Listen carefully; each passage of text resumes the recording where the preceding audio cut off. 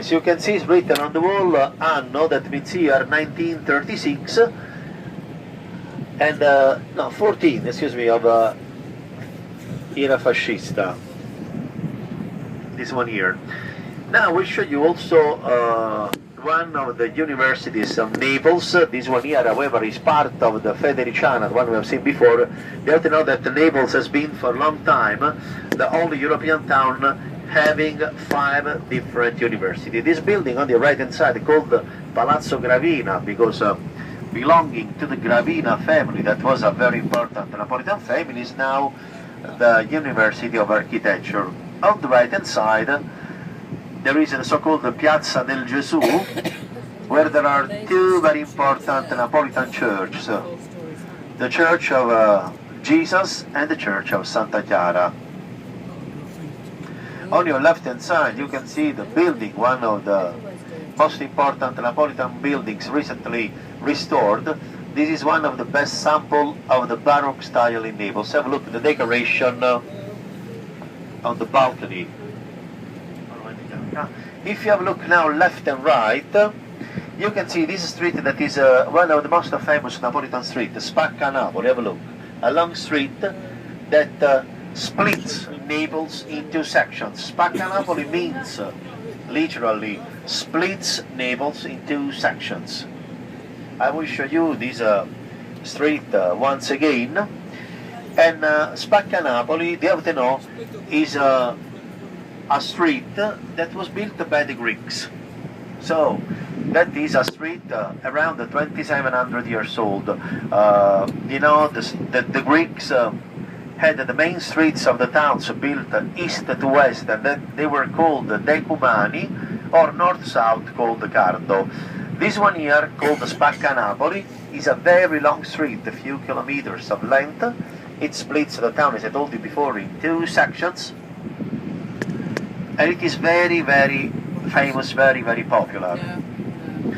This one here is Piazza Dante. You know, Dante is not only one of the most important Italian writers. You can see the statue of Dante, Dante the White One.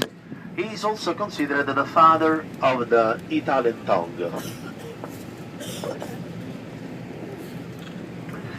On your right hand side you can see one of the city gates of Naples, the ancient Naples, called the Portalba, and along the street there are a lot of bookshops.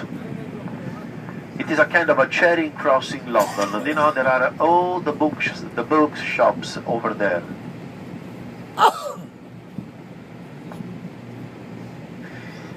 In front of you, have a look, there is a red building at the end of the street. That is the archaeological museum I told you before we have in Naples. I told you it was opened in 1789. Before to be a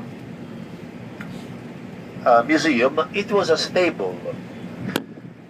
Then it was transformed into a museum, and as I told you, it is considered one of the most important in the world. This even because when it was opened in 1789, all the other little museums of the south part of Italy were not yet in existence, so that all the discoveries were made in the kingdom of Naples, so in the south part of Italy too, were automatically sent to Naples, and it houses nowadays, I told you before, a very rich collection pertaining to the classic world.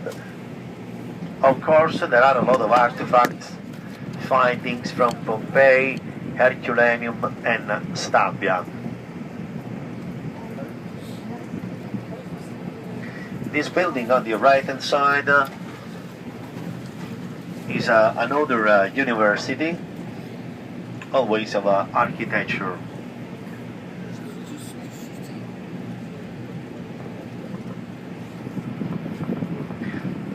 On the right hand side there is the so-called Piazza Bellini, where there are the city walls of the Greek town, the original Greek walls of Naples when it was a Greek town, so about 2700 years ago.